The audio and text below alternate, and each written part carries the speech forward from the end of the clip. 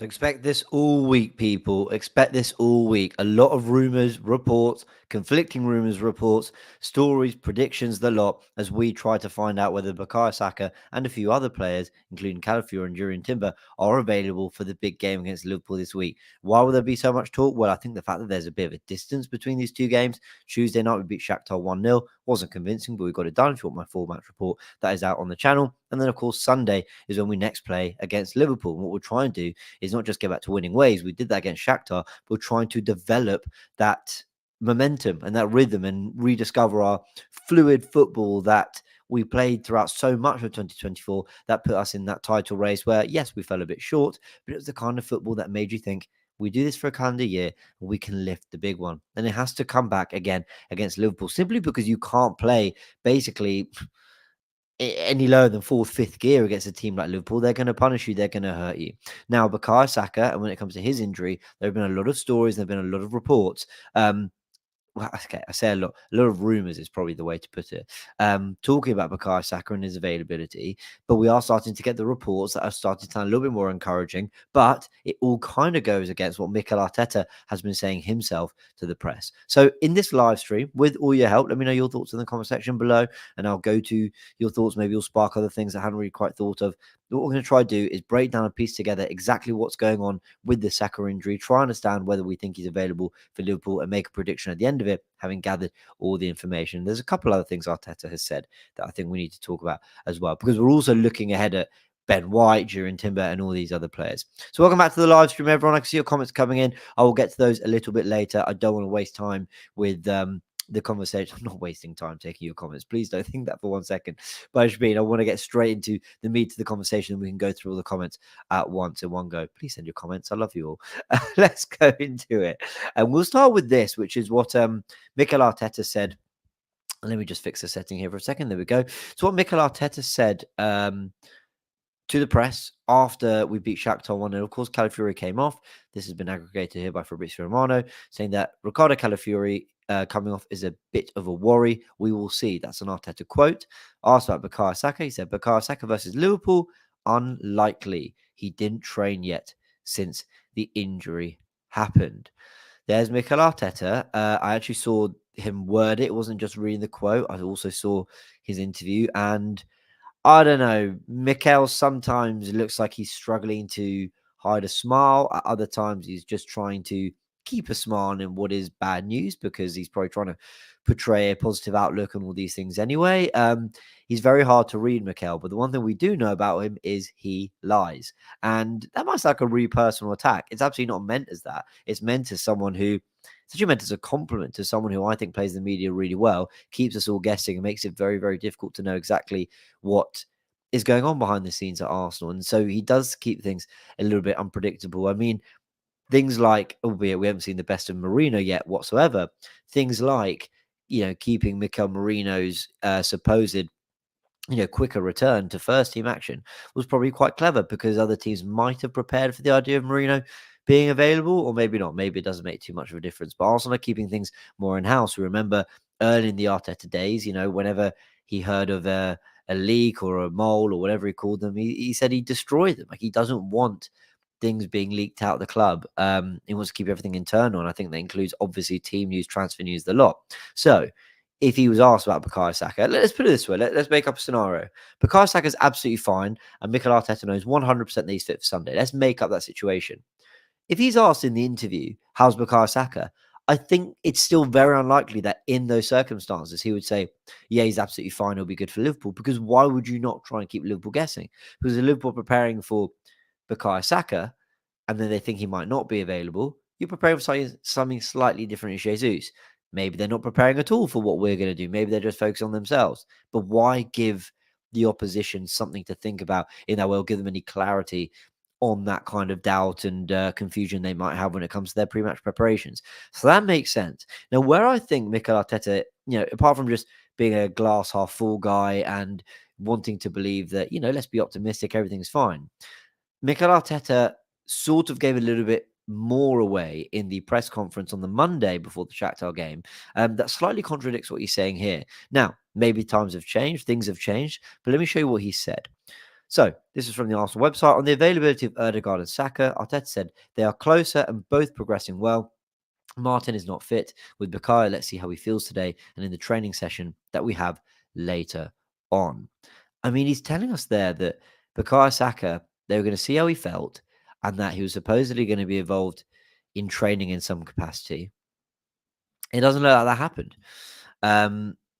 It doesn't look like he trained. There's no pictures of him training. I think press that did have access to that training session, so they didn't see him or Timber. So that kind of makes sense why they weren't involved. It could be that they're also fine, and because it was a slightly more open media day, Arsenal opted not to kind of bring them out for training in front of the press. I mean, imagine that could be part of it.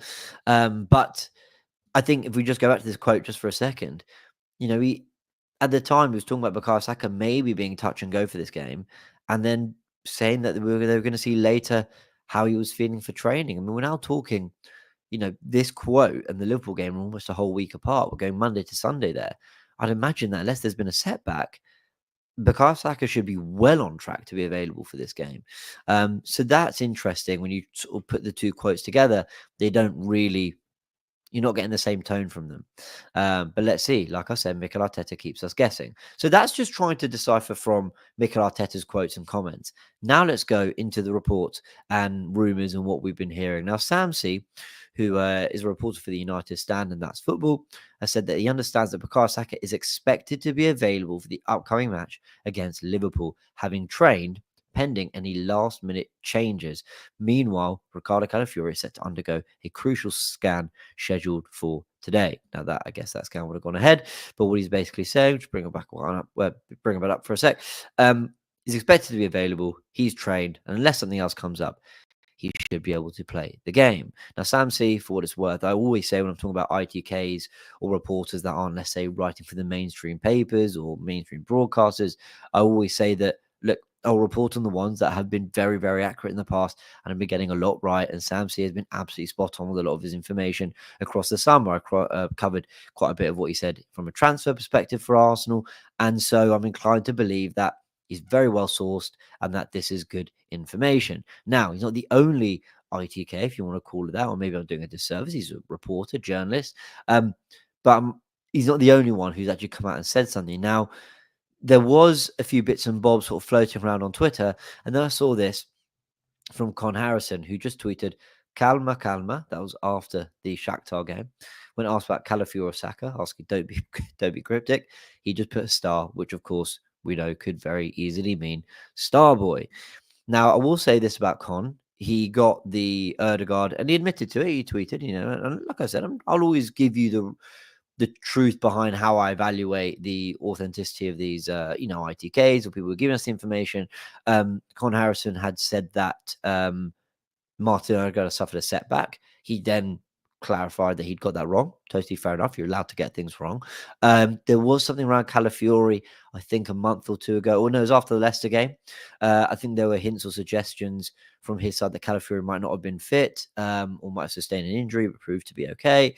So look, not everything, suggests that the information is absolutely spotless. I'm not trying to, insult anyone when I say that. I'm just giving you the history. Connor's got a lot of things absolutely spot on. For example, when he said, on deadline day, as reporters were telling us that, Arsenal weren't going to sign anybody, Con Harrison came out and said, look, the lights are still on. They could do something. And lo and behold, we signed Raheem Sterling. So with all these things, some get some right, some get some wrong. But I'm just going to let you know where all the information is coming from and try to be as fair as possible on all of it. Now, it's really interesting now that we're getting a few ITKs talking about Saka, certainly implying that he should be available. And that's really positive news. I was under the impression when you look at what Lee Carsley said about how they didn't want to risk him for the game against, again, who was it? Finland away for England.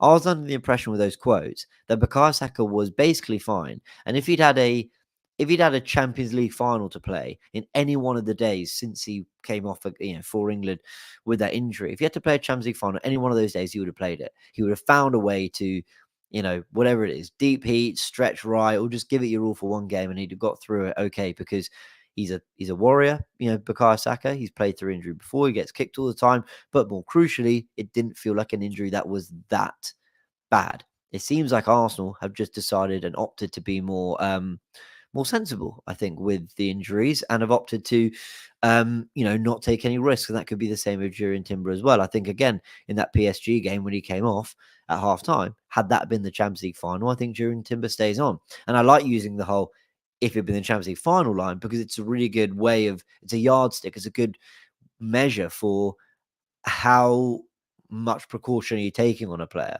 And by implying that, I think if it were that magnitude of a game, they'd carry on playing, is my way of saying they maybe have something they want to be cautious with, but it's not for sure a definite injury. And I feel that's what's gone on with Bukayo Saka and Timber, but I might be wrong, because Timber, we're now looking at 3.5 weeks or so, and he missed international football too, so maybe it is slightly different. But yeah, when I pull together some of Arteta's quotes, although mixed, what Lee Carsley said, and now what we're sort of getting reports around, it makes me think that, it makes me think that Saka's probably going to be fine. I just did the Goonerverse podcast tomorrow is out with me, Sharoy, and our guests are Turkish and Curtis. We invited the original Gunners onto the platform, which is fantastic. That podcast's out tomorrow.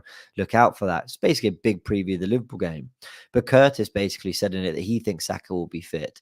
And that's the general feeling amongst some fans. Of course, we'll all be disappointed if he's not. And this is not me saying that he is fit. It's just my prediction. Now, I like this tweet from Handa Ozil. This is where things do get a little bit cryptic again.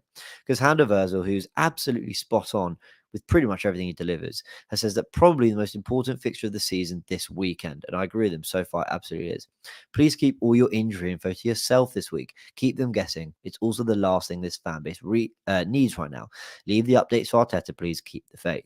What he's basically saying is ITK is on who might know who, is interested in, or let's say as an Arsenal fan and they have Arsenal information, you are not helping the club if it becomes public that the likes of Bukayo Saka and Jurien Timber, whoever, are fit to play. Therefore, keep it to yourself. What I would say about this is you could very easily look at me right now and go, well, James, why don't you listen to him and not do a live stream over it? And maybe that's a fair criticism, something I might need to reflect on. But ultimately, all this stuff, all these tweets have tens, hundreds of thousands of views. They've all done the rounds. Everyone's seen it on social media. So I'm just pulling it all together and letting you know here what I think we can read into, what we can't, and giving you an idea for how I understand the situation.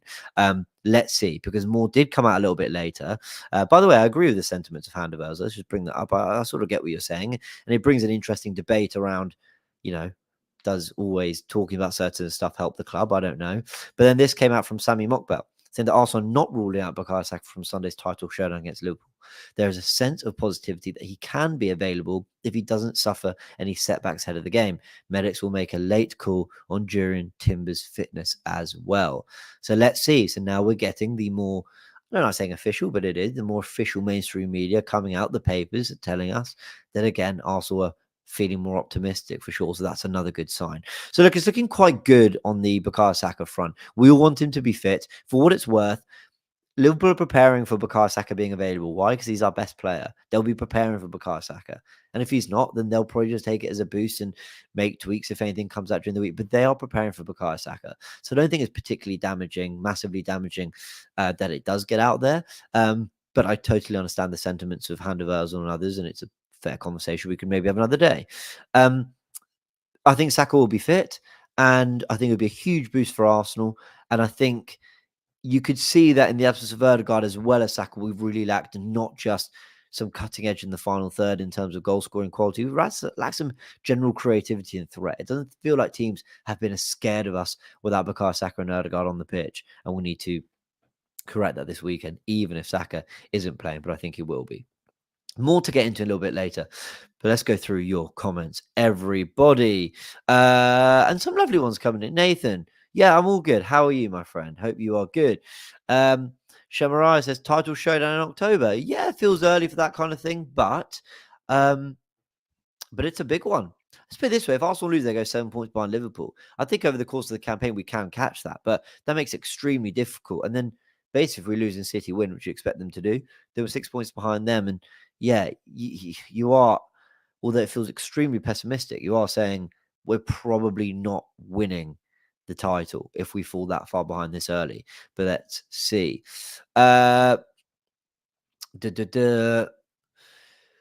BBY Shady says the biggest mind games Arteta could play on opposition is just winning games. I know what you mean. You build momentum. You put forward that kind of rhythm that makes teams go, man. That's kind of that's the most you're going to have teams worried. But we're not in that form. He's going to have to try different things. What else we got? Oh, you're talking about the podcast tomorrow. Well, I hope you enjoy it. It is out tomorrow. I'm really looking forward to publishing that as well. Let's go through some super chats, man. Really, really kind of you to be sending these all in. And yeah, Hand of Ursel, man, give us some exclusives for the Goonerverse. No, man, he's a big supporter. And he's doing fantastic work. Oh, here he is. He's actually in the super chats. Okay, Hand of Ursel is saying, so this is the exclusive. I see the comment now. There are discrepancies in Sam's report. Reveal soon. Okay, thank you. This is why I'm doing the live. Why I'm providing all the information I can here, right? Is to say that this, like, what's getting out there, this is what's being talked about. Let's try and make sense of it. See how it marries up with what Arteta's saying. See how it marries up with what other reporters are saying and try and make a little bit of sense of it. Thing is, this is Wednesday the 23rd. We've got all Thursday, Friday, and Saturday for all this kind of drama and stuff to, these stories, these rumors to kind of keep catching fire, and for there to be lots of different, takes on it, lots of different, murmurs doing the rounds that we're going to have to try and make sense of. So I'm not going to do a live every night with a constant, how's Bukayo Saka today? How's Bukayo Saka today? But hopefully I can try and make sense of the amount that's come out today. But Hand of Ursel, hope you're good, man. And yeah, thank you so much for the super chat. Super kind. And hope you're good. I'll drop you a message after. Anurag says, the only few times we've been able to contain Salah has been the right-footed left-back. Looks like we don't have that option this time. Also, both Salah and Diaz have been really good. I'm really worried. Anurag, thank you for your super chat. It's really kind. Let me just say, we actually discussed this in big detail with Curtis and Turkish on the Goonerverse tomorrow in the big preview. Go check that out because we really do talk about that. So thank you very much. You raised a fantastic point. Suj, always supporting the community. Thank you so much. He says, big up James, the community. Hit the like and subscribe button. Will it work? No, of course it won't work. Of course it won't work. Let's just move on. Let's get James to 50k for Christmas. That would be unbelievable if you all did. You're legends. Thank you. In terms of Saka, I think it's Arteta just staying quiet. He'll play even if it's just 60 minutes. And Rosh says, how's the dog sitting going? He literally left. So Houdini, bless his heart. If you were watching Forever Arsenal, you'll know he left about 3 hours ago. Bless him. But we got him tomorrow night. Oh, I love him. He's such a superstar. Let's go through some more comments. See what you're all saying. Everyone's asking for the exclusives from Hand of Ursel, but he's obviously going to keep that to himself until he feels it's right and ready to reveal. What does discrepancies mean? It just means that there's, if I'm understanding right, it just means that there's a few things that aren't quite right, I think. Yeah, I think that makes sense. Anyway, discrepancy, is that what it means? Should we see? Don't be fooled by the glasses, right? I'm not that smart. Discrepancies mean. It means, just slight disagreement. Yeah, but it just means slightly different potentially. Let's see. DJ064, always here. Thank you so much. Says, evening, James. Does Arteta go with the cup final mentality and start Saka anyway if he is injured? No, you don't. Only because look, it might just be me, and some of you will say, James, what are you talking about? But if Jesus starts on the right wing, I still expect to win that game. Beat Man City at home last week without Martinelli and Saka starting. Partey was on the bench. Partey and Martinelli came on. I'm confident. Zinchenko, people forget Zinchenko, I think, started the game at home to City. Definitely started the game at home to Liverpool. This season we're talking about, and that was under Jurgen Klopp, and this season we're talking about not wanting Zinchenko anywhere near the 11. We can beat Liverpool even with the players we've got unavailable. It gets really sticky if Timber's out too. Then it's like, oh, okay, that doesn't look great. But if we can even just field White, Timber, Gabriel, and I don't know. Yeah, Calafiori is looking unlikely, but let's see. Kivior, Zinchenko, Lewis Kelly. My expectation is still that we beat them. Even if it's Jesus in the front three, we can beat them. Come on, we can do it. I really believe we can. They're a very good side. Don't get me wrong. If they do toss what they did to United at Old Trafford, they're capable of that. But we can beat them. Yeah, and so I wouldn't be with Newcastle away, Inter away, Chelsea away. They're all coming up for Bukayo Saka and Arsenal. I just wouldn't risk it personally. Techers Dave. Oh, I'm so sorry. Got blocked on Twitter for asking you if you were still happy with the draw at the Etihad last year. Just want to say, didn't mean no harm. Just a little banter, mate. Have a good one. I was probably particularly sensitive about it at the time. Sorry about that. Would I have blocked someone just for that? That's not good of me. Put your in the comments, and I will absolutely unblock it live here on the stream just before. Well, once you've sent that in. So apologies for that. I can be sensitive sometimes. Although again, would I have that? I don't know. One day, at the moment, it's the amazing Max who's helping me out with everything. But you know what? One day I'll put the ad out there, and I'd love to grow the Goonerverse team. Absolutely. Would you entertain Rice at centre back? Again, I'm so sorry. I'm being so boring on this live stream. It's all in the podcast tomorrow. Honestly, we talked about so much from this Liverpool game. From the Arsenal perspective, we're going to talk about what Liverpool will do and can do. I'm actually going to look at that from a tactical perspective on the weekend in a separate video. Talking about Arsenal and the position we're in, I did talk about that in a lot of detail with Sharoy, Curtis, and Turkish. And one of them put forward Rice at centre back as their solution, and we sort of had a really good conversation around it. So look out for that on tomorrow at some point between 1 and 5 p.m. What else have we got? Would you play Timber at left back against Liverpool if he's fit? No, because we're missing Saliba now. So I feel like one of White or Timber has to be centre back, and therefore the other's right back. Otherwise, yes. If Saliba not fit, if he'd been not been suspended, tell us a late stream, then yes, I would have gone for that.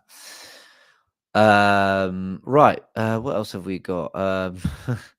Actually, saying we're going to go 5-4-1 with 5 defenders for DMs. That would be very Arteta, wouldn't it? Techers Dave, if you are still watching, do drop your at in the comments quite a few times, by the way, just so I make sure I don't miss it, but we'll look out for it. If not, message me on Instagram or something, or I'll just do my best to get that corrected. Cesar says Wenger would want Nwaneri next to 3 other 10s. That was more. It's funny. Someone said that Wenger was the guy who brought all the attacking flair and talent, but wouldn't have signed the defense midfielder and the centre backs we needed. Whereas Arteta's doing everything to strengthen the back four, but won't sign the attackers we need. Arteta's got a lot to do before he's in conversations with Arsene Wenger. Let me say that. But at the same time, Arteta's built a team that I believe in to win the title more than any Wenger side since maybe 2008. Is that fair? Or do you think we've had other sides? I know 2012 we had a good side. No, we didn't. 2014 we had a good side, but the Ramsey injuries, whatever, slightly cost us. We won the FA Cup that year. Think we should have won it the year Leicester won it, but no, we didn't. Leicester should have won it because they were the better team. But if there was ever an opportunity, that was the one, and we signed Petr Cech. So yeah, there you go. Kusta says, would you put Sterling on the right if Saka is not fit? He may boost our attack playing his old squad. Big up to you. Thank you so much, Kusta. No, I wouldn't, because I think Jesus gave a good account of himself. He wasn't great against Shakhtar. He wasn't bad though. Far from it. He was busy. He was lively. He looked tricky. He understood the position better than I think Sterling looks like he's understood the position when playing on the right. So I'd go for Jesus. Suja with another super chat. Thank you so much. Would you say the only reason Nwaneri hasn't started or played recently is being saved for the games like Liverpool, or his age, or his own injury? Again, I'm so spoiled. It's the 3rd time. It's a hat trick I'm saying this. We talk about this all on the podcast. So what I will say, because I don't want to keep just sort of ignoring every question because I answer it tomorrow, but what I do want to say on this is I think Arteta is being very, very calculated about when he uses him, because of what I think he thinks is generally the best time to use him. I don't think Arteta, it's a case of not rating him, nor do I think that Arteta is just protecting him because of his age. I think he's trying to I think he's trying to use him very specifically when he thinks Waneri can have a real impact, and not just shove him in there because Erdegaard's injured, so Waneri has to play. I think he's looking after him a little bit more than that, but not maybe fully protecting him just because he's 17. Look at the way he's used Lewis Skelly. So yeah, let's see. All right, well, we've got 5 minutes to go, so let's just go through the final bits of news. This one around Ben White. A lot of you would have seen this before, but we'll just touch on it. Arteta said that with Ben, his decision was his decision to take him out. Why am I trying to rephrase it as if I'm saying it? Let's read Arteta's words. With Ben, it was my decision to take him out. He had a yellow card, and we have played enough with 10 men in recent periods. He's quite sarcastic, isn't he, Mikel? There you go. He's on a yellow card. And actually, I misread that the first time. I think he was also saying like he's played a lot of games with 10 men, but I don't think that's actually what he meant. But that's also true. I mean, Ben White's basically had to play all his football, with a man less than he should have had on the pitch with him. But yeah, I think that's just clever. He was on a yellow card and he's not looking 100% at it, but we need him for the weekend anyway. So I think it's just clever from Mikel Arteta. And it's good that he'll be available, and we could certainly start him alongside Gabriel if we need. The only other quote that did the rounds that I thought I'd comment on is this. When Mikel Arteta said, "Believe me, on Sunday versus Liverpool, we will be flying. Trust me on that." Again, we talk about it a bit in the podcast tomorrow, but what I wanted to say personally on this is I think this is fighting talk from Mikel Arteta, and I think this is Mikel almost just trying to not just remind the media and the fans that Arsenal are a good side and talk with a bit of chest. I think he's trying to remind his own players. I think the players look like they've lost a little bit of confidence and swagger, which I don't know why. Maybe Southampton was harder work than they expected, and then they had 2 weeks off, and then they lost to Bournemouth, and then Shakhtar suddenly wasn't the game they thought or hoped it would be. And by the way, this isn't excuses for the players. I'm just saying maybe that's what Arteta's seeing. He's trying to go, you're all a bloody good team. Can you fix up? Because, we need to be at our best to beat Liverpool. And he's probably trying to remind them of what they're capable of here. By saying that, he's almost saying to the players, I've told them you're going to deliver. So make sure you deliver. It's just another psychological, turning of the dials that Mikel Arteta might be doing there to try and gain those extra percentages for what is a big game. Some have said that it could look a ridiculous quote, but what do they say? Die trying. He might get slated if Arsenal don't win or don't show up, and it all looks a little bit embarrassing. But if it goes his way, the upsides could be huge. It's a small thing, but what managers say and the quotes they give publicly can set a tone for a team. And I think, that's what Arteta's trying to do. I think he's trying to set the right tone for his team. So hopefully he has. Go on, let's go through some final let's go through some final comments. South Gunner says, I understand you try to be positive. Playing like this is not why we support Arsenal. It is shambles. Yeah, I'm positive, but because I've seen plenty of positives. I'm not just blindly like, Arsenal were great and will be great, and we have nothing to worry about. I thought we were great against PSG. I thought we were very good at Tottenham considering the circumstances, though it was an uglier game of football. I thought we were terrific at the Etihad in what were two very different halves of football. Leicester, we battered them. It should have been 6-0. I think it flattered Leicester that it was a 4-2. We won away at Villa Park. Brighton, we were 1-0 up before the red card. City, we were 2-1 up before the red card. We beat Wolves. We haven't conceded a goal in the Champions League. It's 2 wins and a draw, 7 points in the Champions League phase.